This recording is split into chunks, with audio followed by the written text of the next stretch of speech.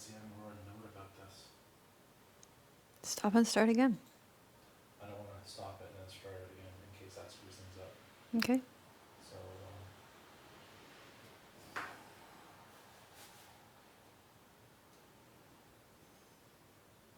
oh, they put the ring cam. Okay. We'll come in and see.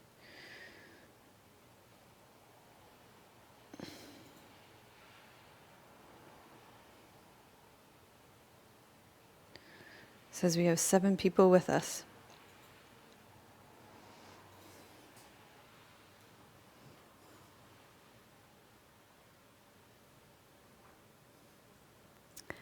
Hello and welcome to our restorative yoga class for today. We're going to be doing 7 irresistible restorative yoga poses for instant calm at home today. So if you're joining us, make sure you have space at a wall, a bolster, some blocks, a blanket, a strap, and an eye pillow, and you'll be all set for the class.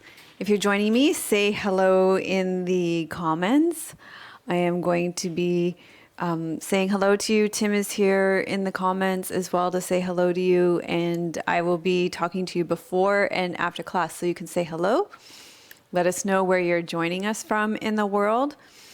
And then you can also say hello to each other, talk to each other in the comments, because I know a lot of you know each other, especially our members know each other from the membership community. So say hello to each other there.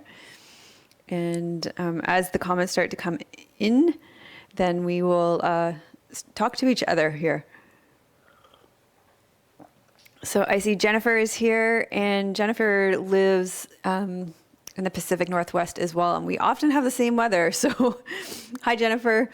We're both having a lot of rain right now. So it's raining so much. It's supposed to rain for quite a few days right now too. So, which is nice. It's really clearing the air for us. We're liking the cleansing properties of the rain. Lots of people here saying hello now. Allison says hello. Hi, Allison.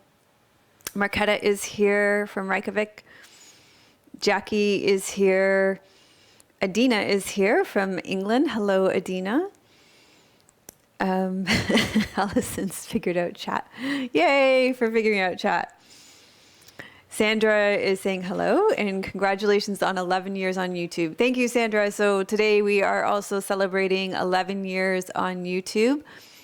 Tomorrow is officially the day 11 years ago we launched the first of 452 videos that we've released on this channel over the last 11 years. So pretty much every week we've released a video a week for 11 years now.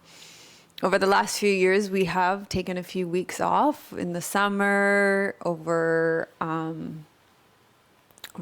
December, like over Christmas holidays and stuff. And then in the last very more recent years we've been also more taking off 2 weeks every season, or trying to. This year we didn't because, COVID, it was just like, it was full on, and we just sort of felt there was a huge demand and we just kept working. And we're really feeling that now that we didn't take time off. So we're going to try to get back into that flow because we want to be able to be here for you guys for many years to come and not burn ourselves out. Oh, it's so nice. I see you guys saying hello to each other now, so that's nice. Marketa is saying congratulations on the last 11 years. Thank you so much. You know, it's a long time to be on YouTube. We were pioneers in terms of the start date. There aren't many people who have been around for as long as us. We started out, if you go back and look at our first videos on our channel, you'll see that when we started, you could only release 5-minute videos. So you would get the first 5 minutes of our video on YouTube, and then you would get the rest of the video on, what did we release it on? They're not even around again anymore as a platform. Was it Blip? Tim can't hear me as his noise canceling headphones on. Anyway, and then as time progressed, YouTube allowed longer form content. And then we were one of the first channels that was allowed to put up long form content, which was cool. So it's been a long ride with YouTube, and we're really grateful for this platform. They're not the only platform we've used. We've always used iTunes.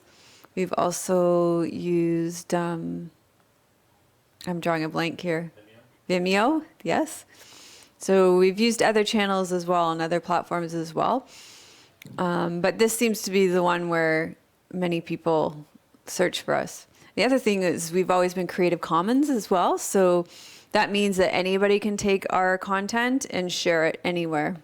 So you can put it on your own channel. You can do what you want with it. And lots of channels have. So some big channels. There are channels with 500,000 subscribers that regularly repurpose our content. So, I see lots of other people joining us. We have Carolyn, and another congratulations. Thank you so much. Yes, 11 years. It's funny. It's like you hear people talk about how, when they reach 1 million subscribers, it's kind of like, the earlier years were more kind of celebratory. The earlier milestones were more celebratory. And it's true. Remember when that first 100 episodes was a really big deal. Do you remember that? Oh, yeah. Yeah. And now it's like 11 years. It's like, yeah, okay, 11 years. We try to mark the milestones now. Once a week for 542 weeks. Yeah. It's amazing. It is. Mm-hmm. But the earlier milestones, wouldn't you agree, were like really, it felt like a lot more monumental. And I think it probably because it was because it was probably a lot more effort back then to produce a class every week because it was new and there was a greater learning curve. Whereas now, I mean, the technology is always changing and we're always trying to keep up with it. But, at this point, we're kind of in a groove. I like the bear hug. Yeah. Thanks. Got my tea here this morning. And my bear mug from when we went to Jasper. We enjoyed Jasper. Speaking of taking time off, we did just recently take time off. So hello, Melissa. Hello, Jafar. Welcome. New York. From New York. How are things in New York right now? Are you in New York City or New York State? That probably affects how things are a bit. Hello, Jessica. Hello, Sister Phonetica. Oh, that's Donna from Glasgow. Hello, Elka. Hello, Brenda. We're going to do another rain cam in 3. Okay, we're going to the rain cam so you can see how much it's raining here right now. And we're inside. We always film the restoratives inside. But there's no outdoor filming this week. We've been kind of thrown off our outdoor filming right now for a few weeks right now because of the smoke. We've been really thrown off our routines lately because the smoke when we had the fires and then now the rain. So hopefully next week we'll get back in the flow because we need to get some more Yoga with Melissa's in the can.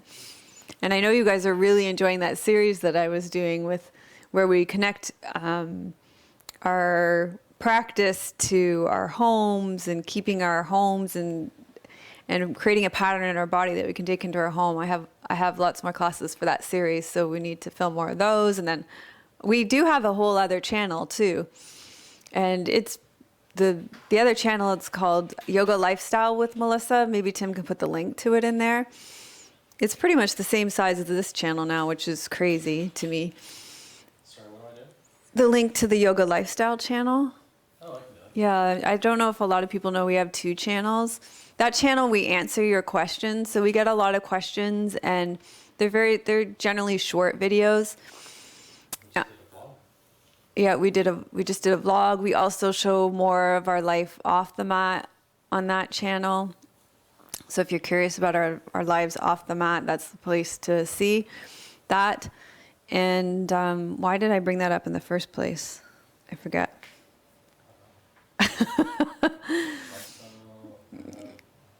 You guys can remind me in the comments where I was going with that. I forget. Oh, Jafar is from upstate New York. Okay, so how are things in upstate New York? Ivy Tulin's from upstate New York here too. I don't see her here today, but yeah, I think things are a little challenging with COVID in New York.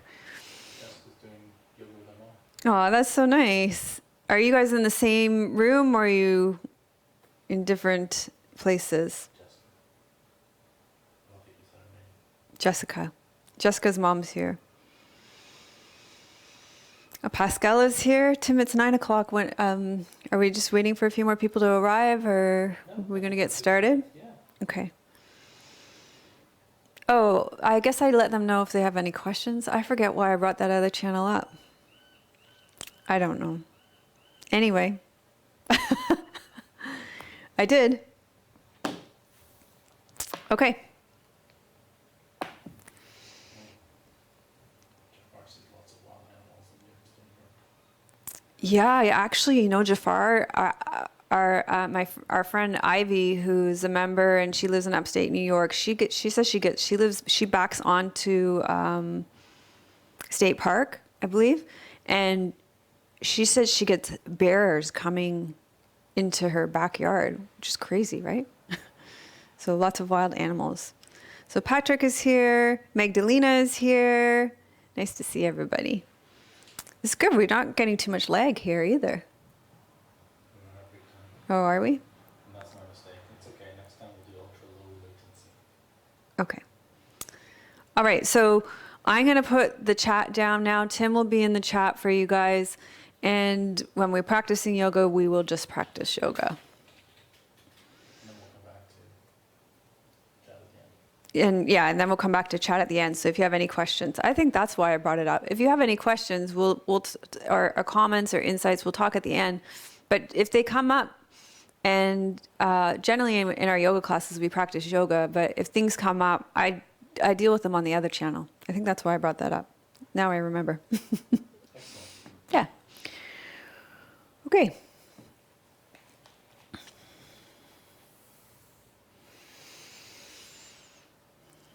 So, are you going to do, you're not going to redo this, are you? No, okay. So today we are going to practice 7 irresistible restorative yoga poses at home.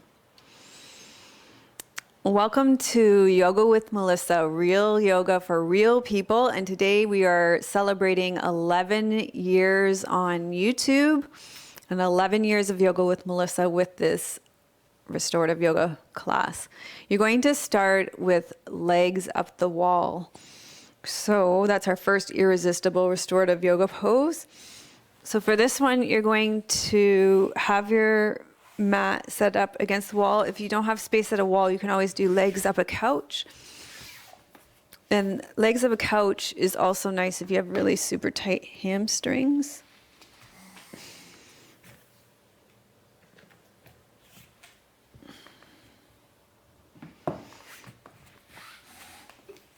And to get your legs up the wall, you're just going to bring your hips really close.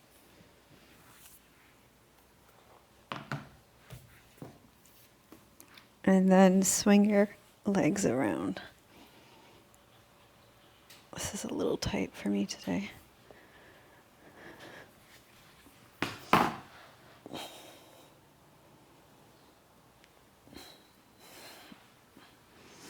Okay, and in a restorative class, you want to take all the time you need to be comfortable, have your props close by. You can put your eye pillow over your eyes. If your hamstrings are super tight, you can bend your knees slightly. Your blood's going to return to your heart in this pose. So if you're finding that your feet start to tingle, and this will happen at all different times for different people, you can just bend your knees and let the blood flow return to your feet. You're going to be in this pose for 5 minutes.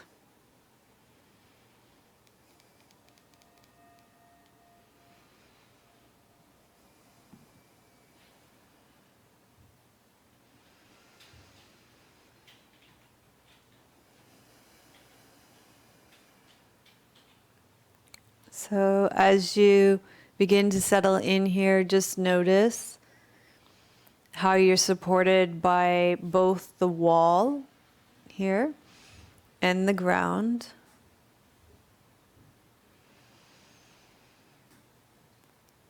And the thing that always strikes me about this pose is how grounded my upper body feels in this pose. Your pelvis, your ribs, your shoulders, and your head.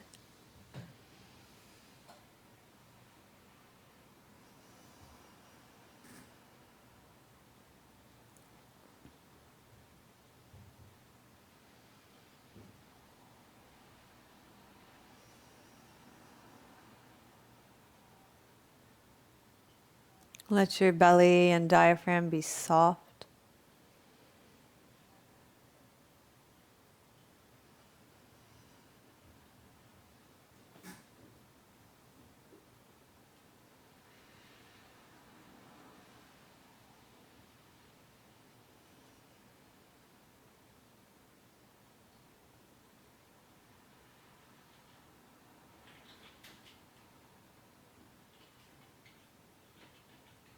And feel everything rest back and sink into the ground. Let your shoulders be heavy and let go. Let your brain sink back and down. Let your eyes sink back.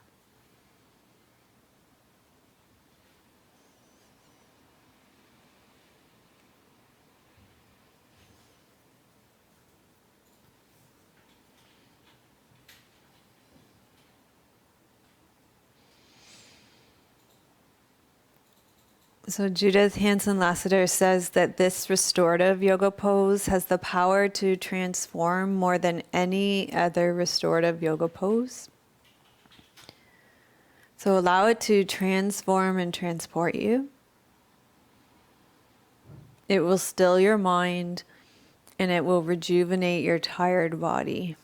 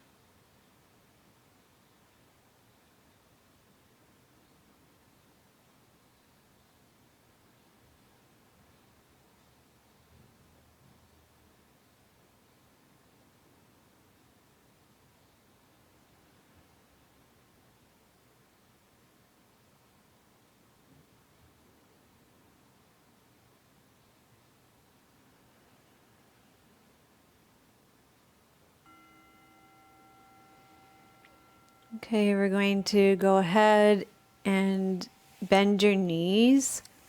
Just pause here for a moment, especially if there's some tingling in the feet, to let the blood flow come back into the legs.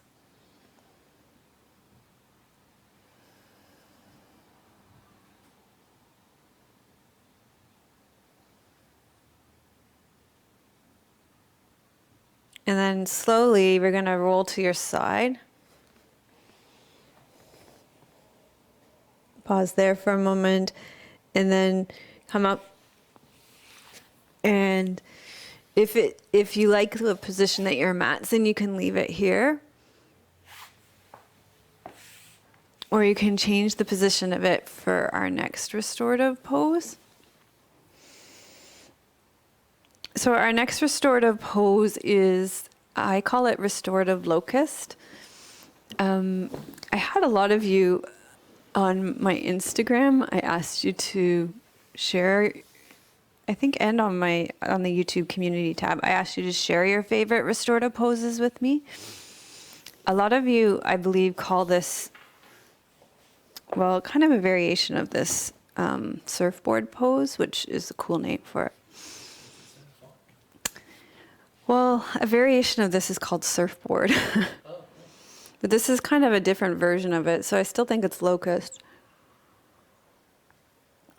Also, a lot of you talked about waterfall pose and a couple of others, and I'm like, what are those? So some of you have some variations on restorative poses that I want to know about. Okay, for this one, you're going to need 2 blocks, your bolster, something underneath your bolster to make it on an incline.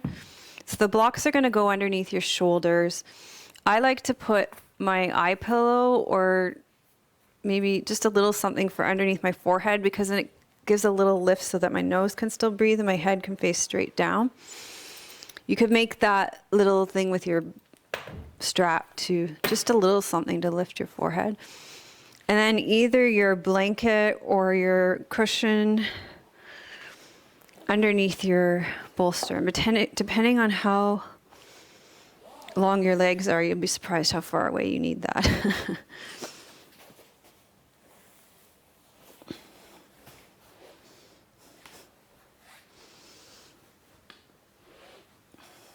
Okay, so that's what that looks like.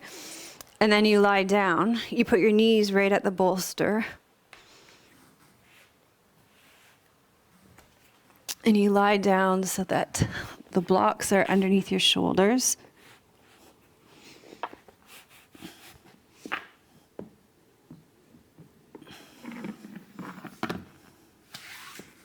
And you're going to be in this pose for 5 minutes.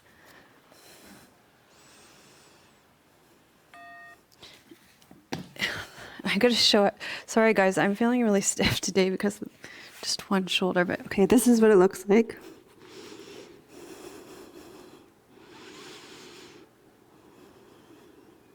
You're going to be here for 5 minutes.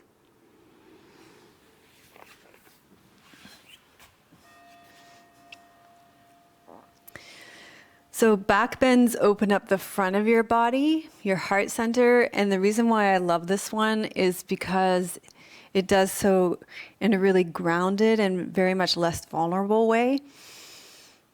And I love this restorative locust pose because it's quite energizing as well. It pressurizes the kidneys.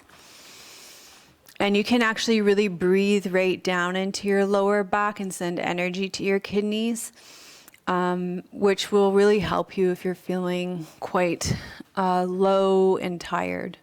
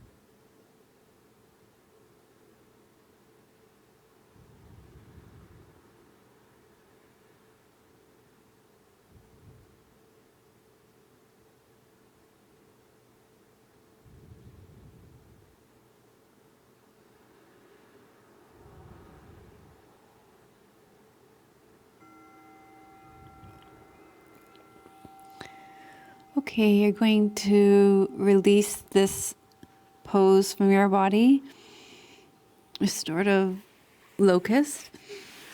And you're going to actually come up and back, and you could just turn around and use the bolster setup that you have.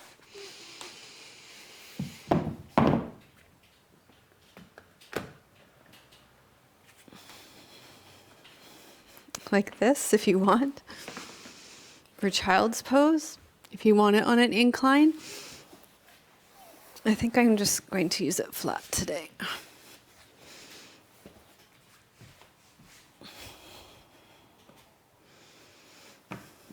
Okay, so you choose if you want it flat or if you want more of an incline. You choose the level that you want on this and come into a forward fold in child's pose. You're going to be in this pose for 5 minutes here. If child's pose doesn't work for your knees and your ankles, you can always lie on your back with knees to chest instead.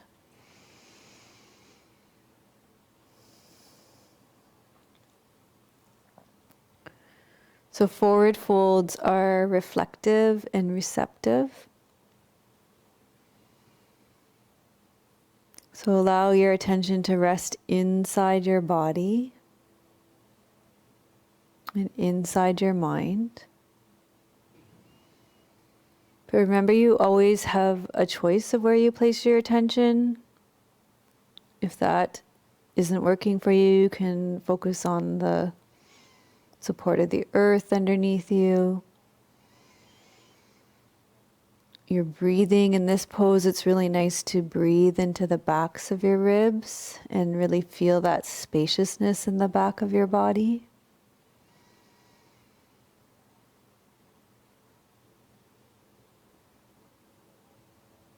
You can let your attention rest on the sounds in the room. So instead of trying to block out the sounds, that you open and relax into that and let yourself be held in that.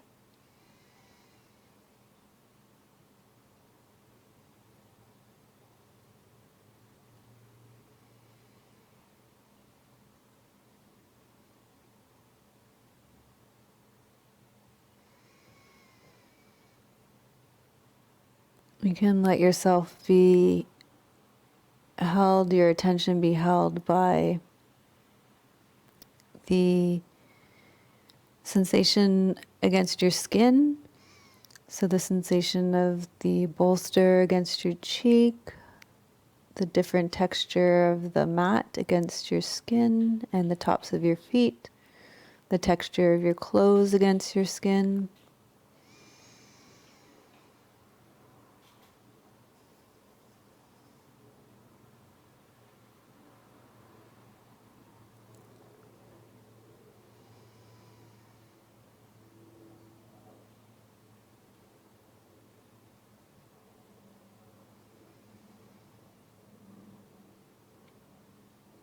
Also, we can bring awareness to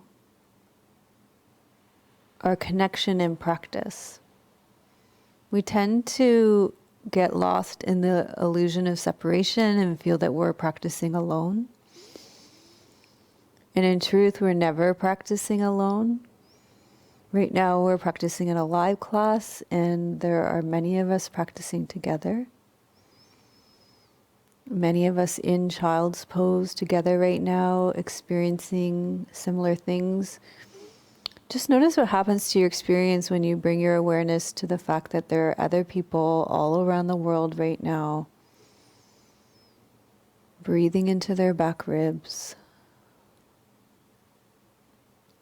softening into a reflective and receptive forward fold together with you. Notice what that does to your physical body, your emotional body, your mind, your energy, your sense of connection, that illusion of separation.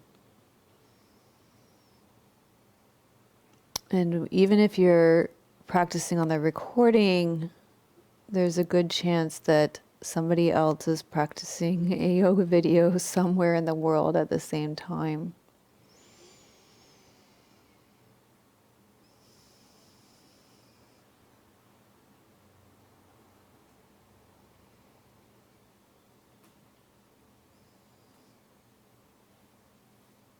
So in truth, we're never alone.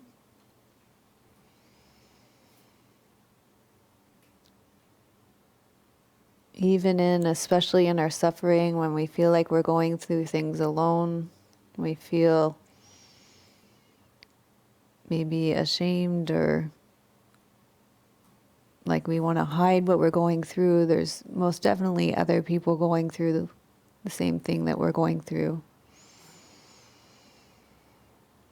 We have a saying that we use often in our community. It's a mantra. We say, others feel this too.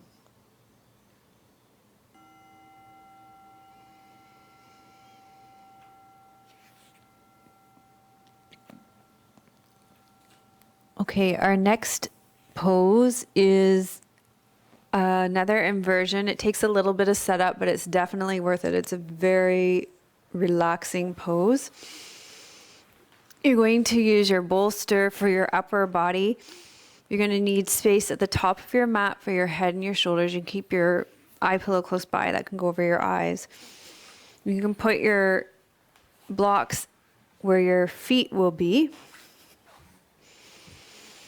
And then depending on what props you have, you can either put a meditation cushion over this, or you can put a blanket over it, or both.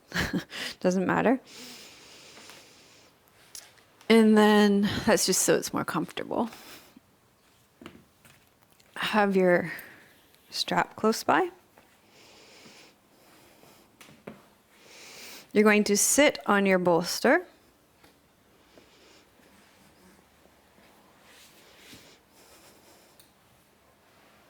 And put your feet up on the props. You're going to put the strap around your ankles and tighten it. It's just so that you can relax your legs and your feet don't fall off this part of the prop. You don't have to do that part if you don't like it. And then you lie back onto these props so that your shoulders and your head are off the props, and then you can put your eye pillow on your eyes.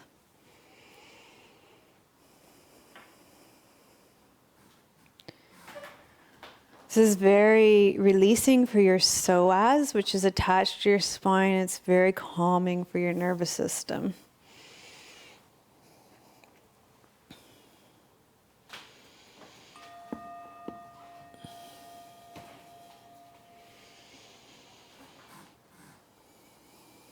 So Judith Hanson-Lassiter, who's probably one of the best known restorative yoga teachers in the world, says that this is one of the most quieting of all restorative yoga poses, and I would agree with her.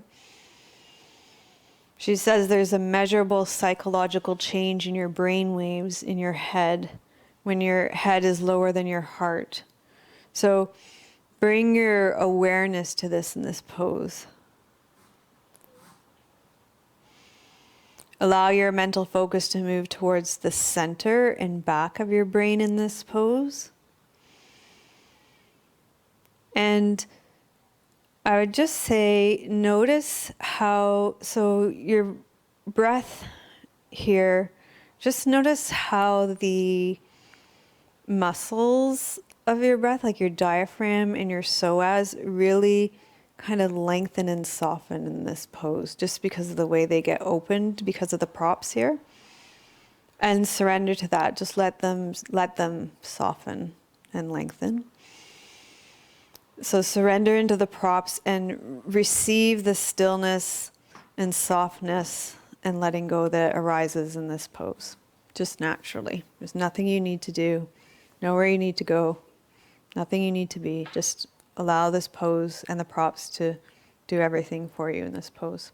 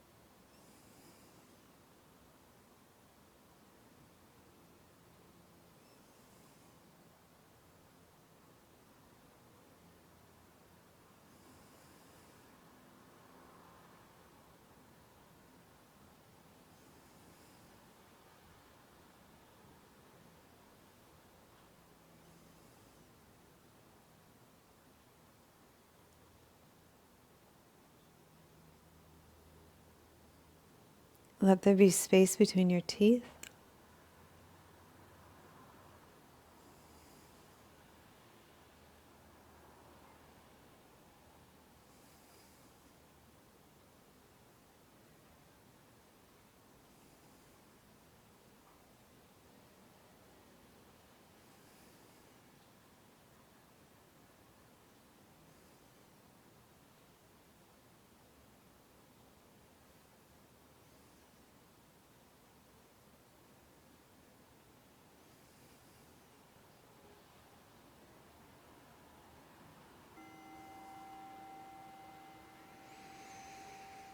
Okay, we're going to slowly release this pose from your body.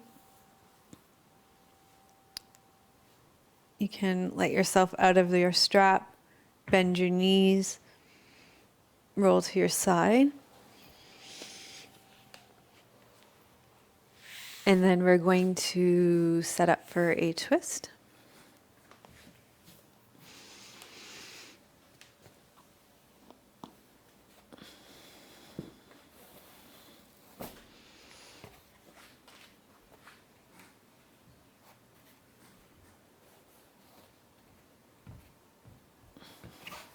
So we'll do a tall block, a low block.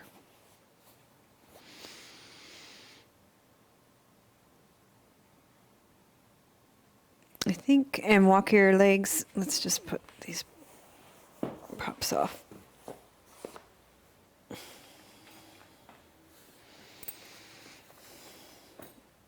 I think that's a little high. Let's see how it feels. You're going to walk your knees to the left, lower your right hip, and lower down. That actually feels amazing. Okay, we're going to stay with that height.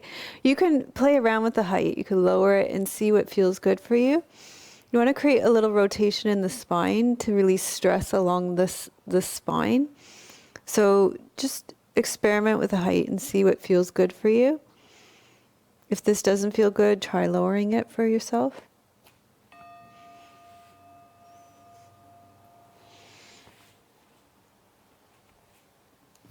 We're going to do 5 minutes each side in the twist.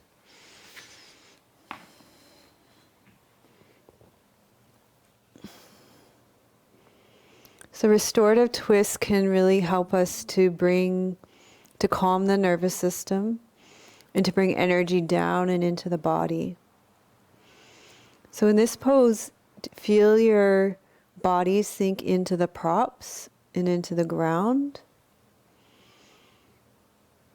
And just start to bring awareness to the way that you have shifted since the beginning of the class. Notice if tension has been released physically. Notice if your mind feels a little more still and a little more calm, less jumping into the past and planning for the future. Notice where your emotional state is. If you feel grounded, calm, content. Notice how your energy feels. Just check in with these things and notice how things are shifting since the beginning of this restorative class.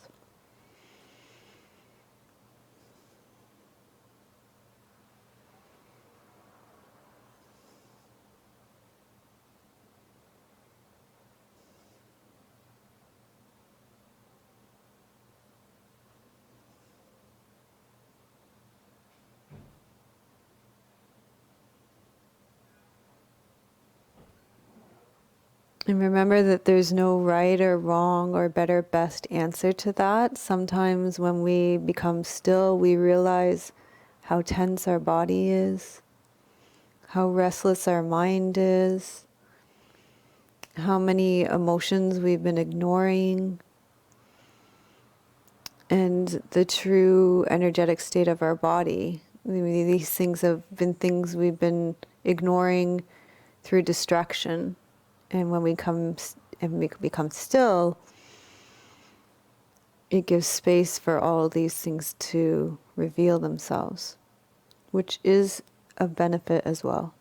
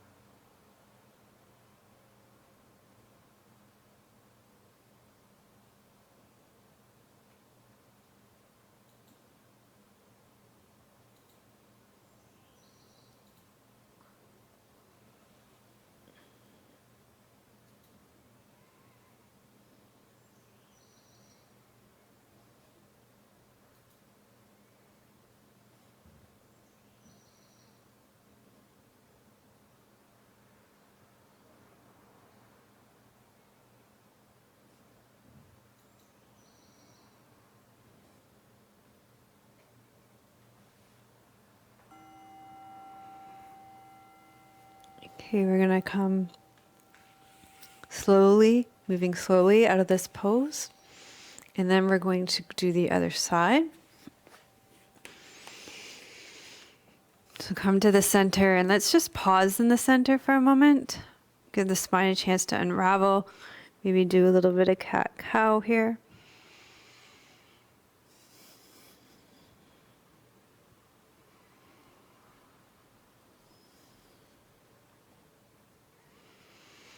And then walk your knees off to the right side. Lower the left hips. Lengthen your spine long. Lower your hips down. And rest into this pose on the other side. Really letting your body go into the props. Allow your body to be received by the props and the ground.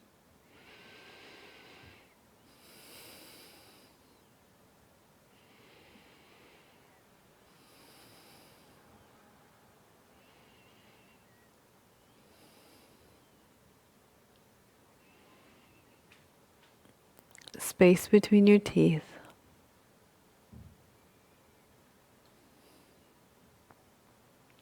Space between your eyebrows.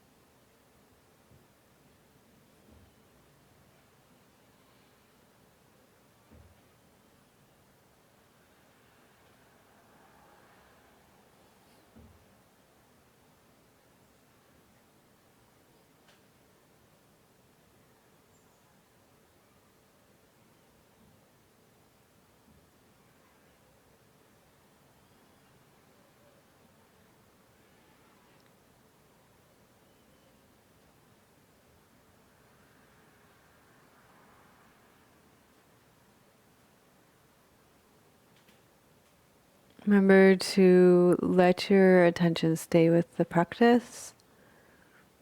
That the twist can bring you into the center of your body, to your spine.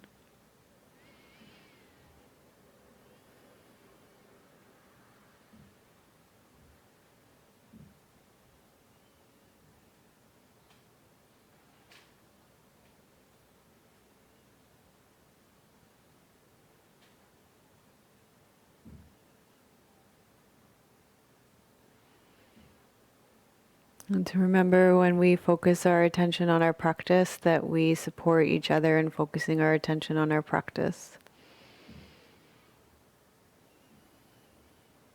We create a collective energy of focus.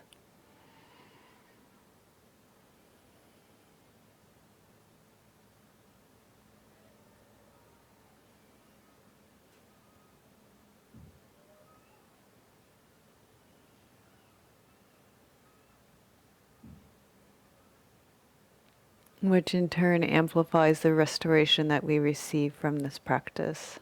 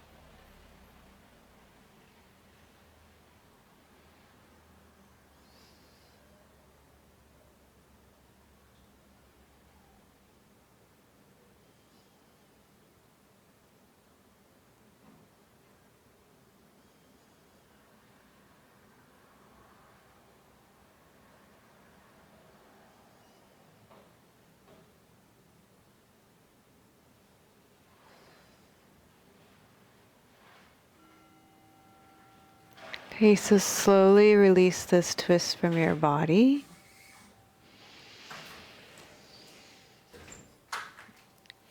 And then you're going to leave your bolster set out like this, and we're basically going to turn over.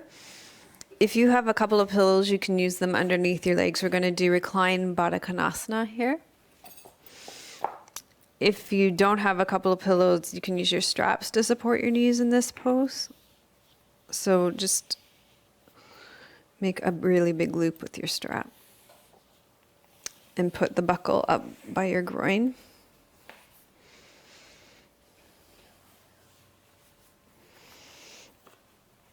So soles of your feet are together, your buttocks is against your bolster.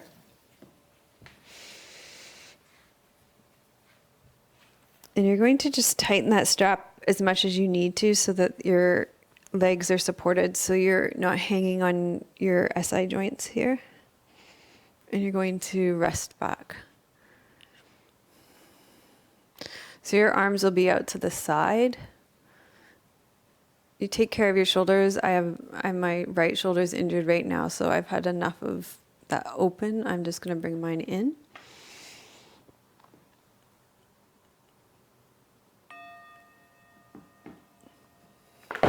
Sorry, guys.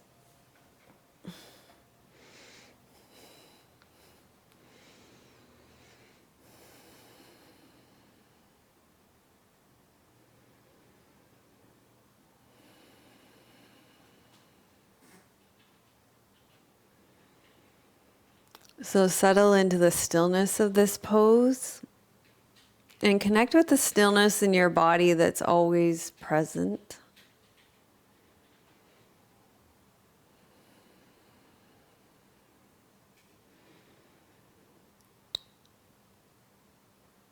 Notice the roundness and openness of this pose and how you're supported in this pose as well. And continue to allow yourself to be an introvert in this pose.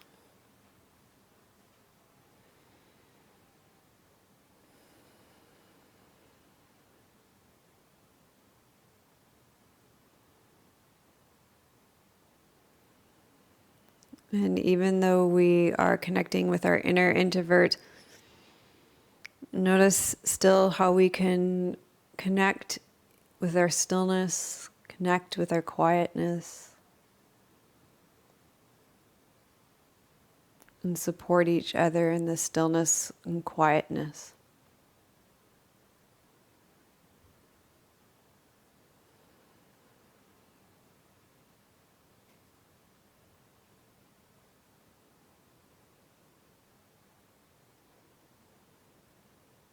Maybe ask yourself, where in your body do you feel or find stillness and quiet?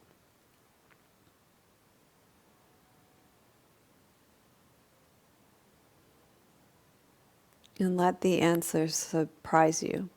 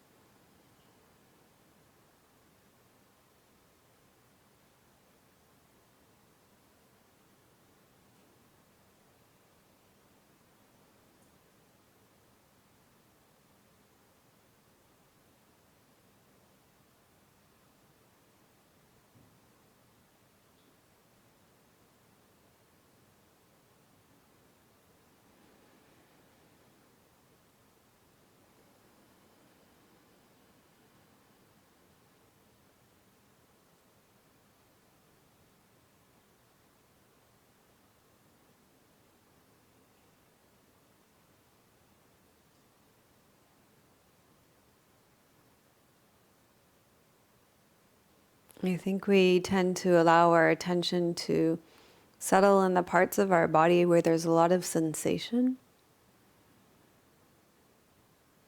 Not that there's anything wrong with that, but it's kind of maybe an interesting question to cultivate the opposite.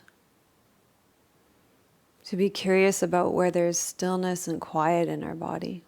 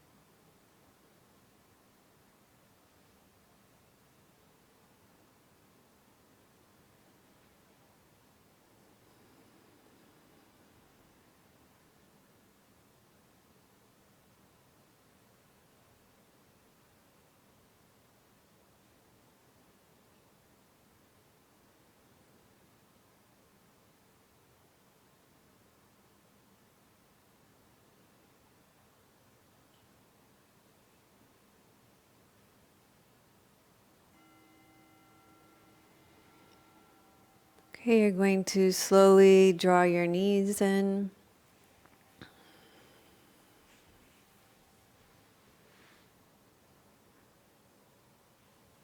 Release the strap. And you're going to make your way down. Well, first you're going to come up and release the props. But we're going to come to our final resting position for Shavasana. And you can set up your Shavasana in any way you like. You might want a bolster underneath your knees. You might want a little support for your neck. You can choose. You're going to be in your Shavasana for 5 minutes.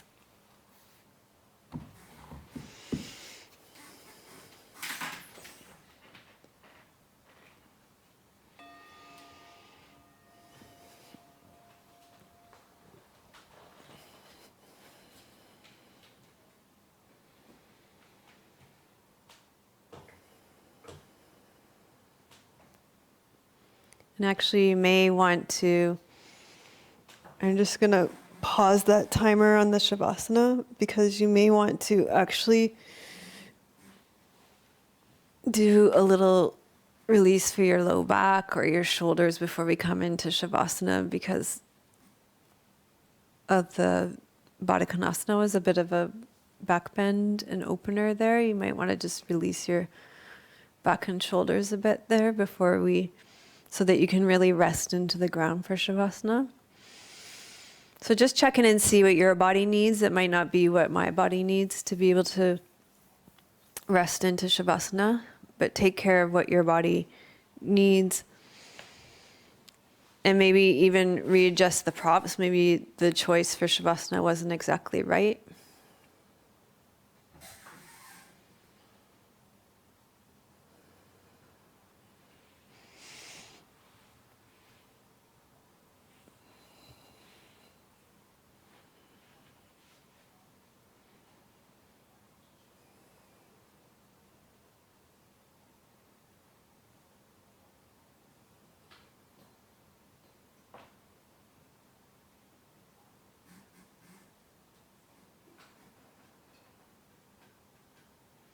Continue to let your body melt into the ground to receive and integrate your restorative practice.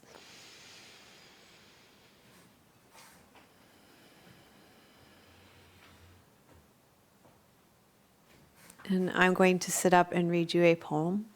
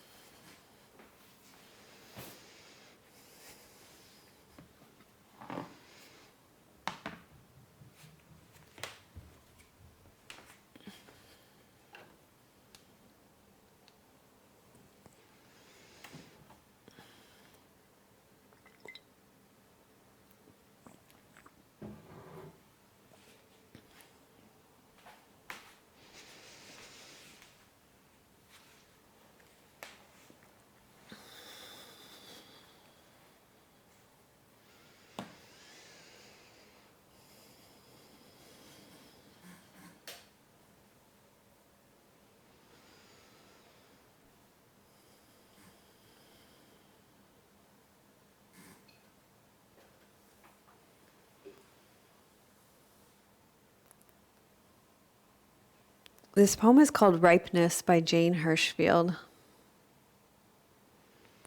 Ripeness is what falls away with ease. Not only the heavy apple, the pear, but also the dried brown strands of autumn iris from their core. To let your body love this world that gave itself to your care in all of its ripeness with ease, and will take itself from you in equal ripeness and ease, is also harvest. And however sharply you are tested, this sorrow, that great love, it too will leave on that clean knife.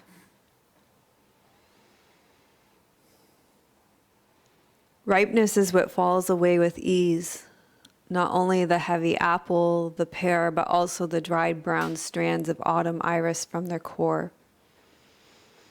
To let your body love this world that gave itself to your care in all of its ripeness with ease, and will take itself from you in equal ripeness and ease, is also harvest. And however sharply you are tested, this sorrow, that great love, it too will leave on that clean knife.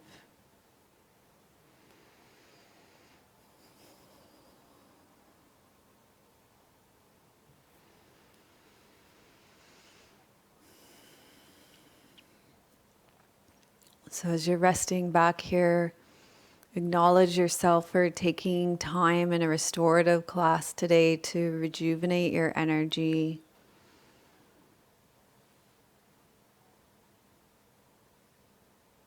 For giving yourself this gift of restoration.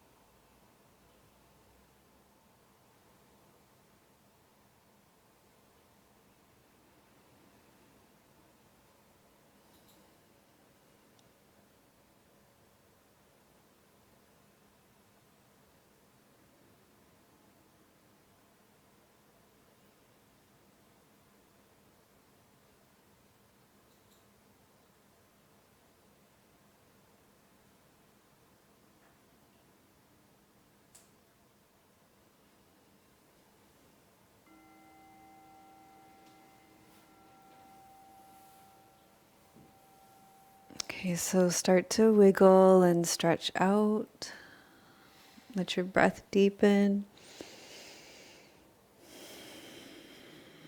You're going to start to invite some movement and energy back into your body.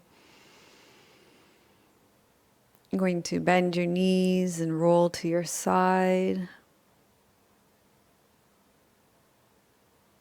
And you're going to slowly make your way up to seated. We're going to gather the fruits of this practice first into ourselves, and then we're going to offer it out into the world, starting with your left palm up, your right palm down. Loka samasta sukhino bhavantu. Loka samasta sukhino bhavantu. Loka samasta sukhino bhavantu. May all beings be happy and free, and may the thoughts, words, and actions of my own life contribute in some way to the happiness and freedom for all.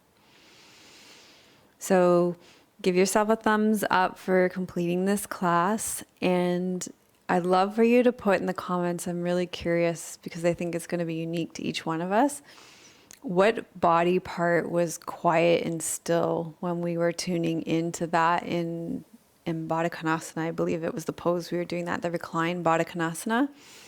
What body part was quiet and still? And if you want an easier prompt, then put that was irresistible in the comments. But what body part was quiet and still? Put that in the comments. And if you have some friends that love irresistible restorative yoga, then I would love for you to share it with 2 of your friends. That would be amazing. Thank you so much. So for those of you who are here live. I also have a gift for you today. If you go to melissawest.com/props, you can get a PDF of my favorite props, and then I'll send you over the next few weeks. I don't know how many videos there are, but there are a few videos on how to use them. And this isn't something that's on YouTube or anywhere else. So it's an email sequence that I'll send you. It's pretty cool. And I would also like to thank Cornelia, Ruth, Carla, Becky, Sean, and Alexander for your donations. Thank you so much for your support. This podcast, this video, these videos, YouTube videos, however you're watching them, are freely given, but they do cost us a fair amount of money to produce every month. So we appreciate those of you who support us with donations, and all of our members who are part of our membership community that allows us to be able to offer the free videos. So we're going to stay, for those of you who are live, to hear your insights, awarenesses, to answer any questions that you might have, to celebrate 11 years, to hear what the quiet and still part of your body was. But for those of you who are not live and who are leaving now, may your joy be as deep as our ocean. May you be as rooted as the old growth trees in our forest, and may you be strong as our mountains. Om Shanti. Namaste. So let's go over to the comments on YouTube now.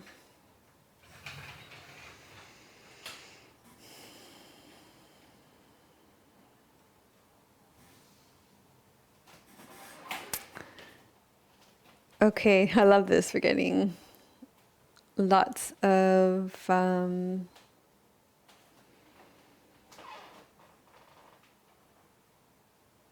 Jafar wants to know what style of yoga is my favorite, and Tim said it depends on what I need. My style of yoga, the style of yoga that's my favorite, I want to know what style is your favorite, Jafar.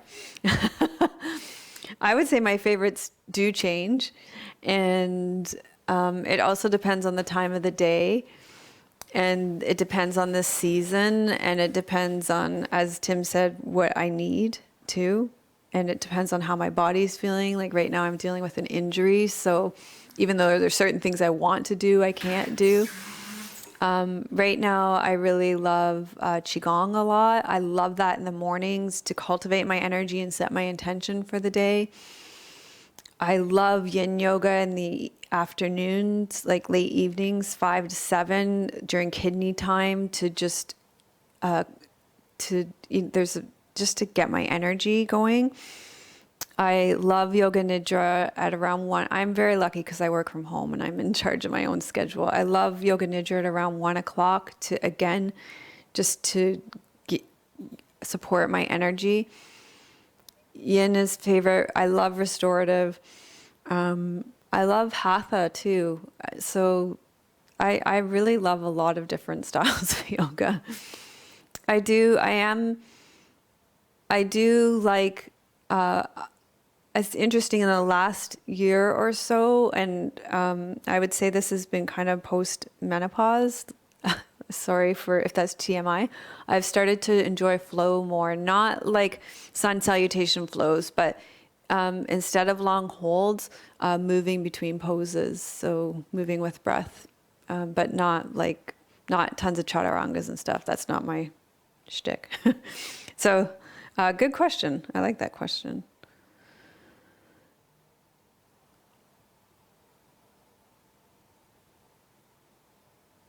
Okay, let's see. Dina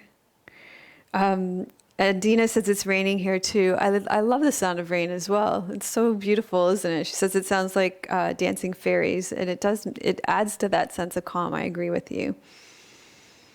Jafar said for him, the quiet and still part was his lower body. That's cool. For me, it was like my actual shin bones.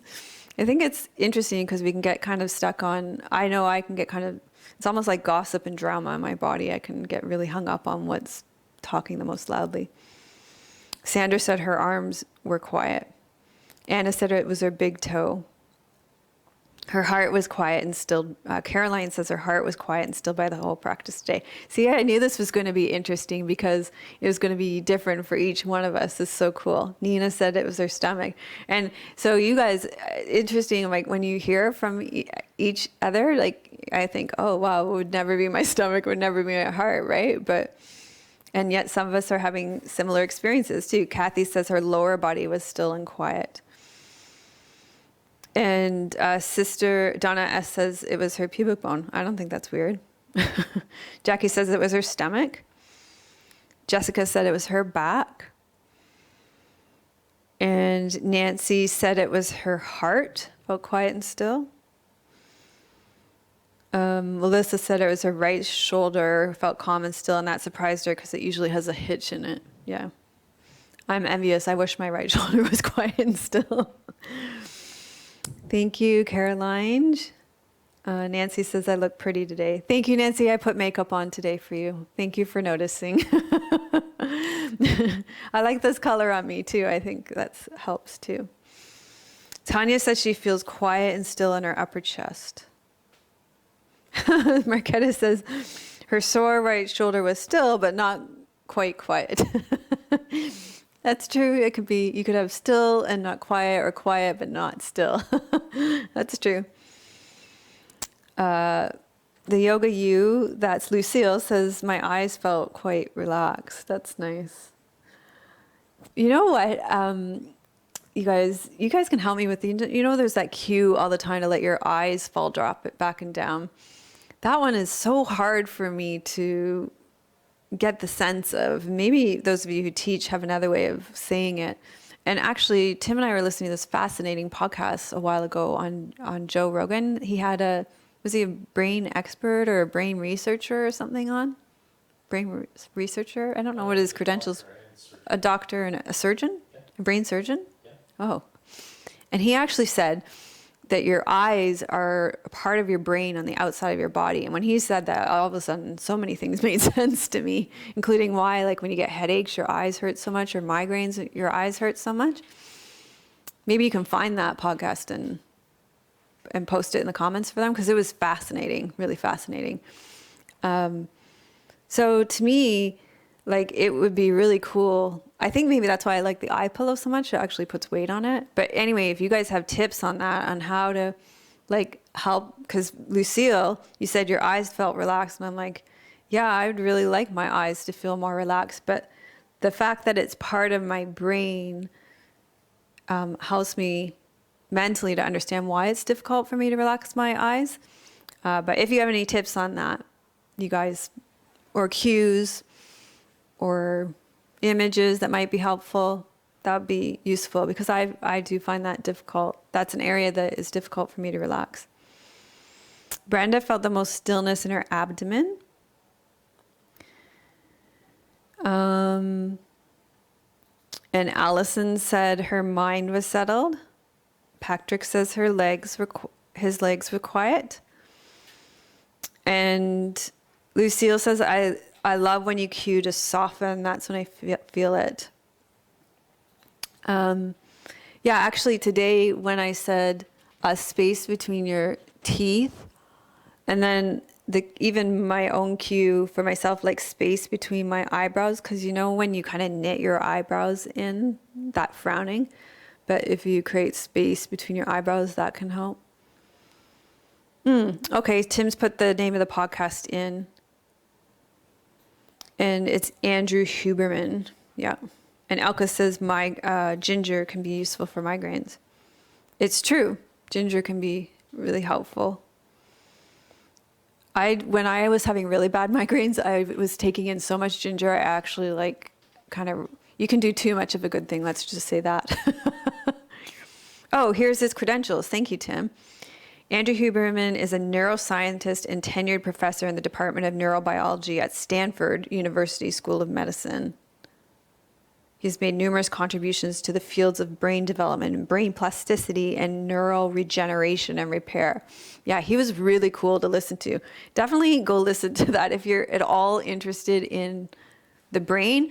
And he talked about it in a way that was conversational, not like, it was conversational. It wasn't hard to follow. It was interesting. So I enjoyed it.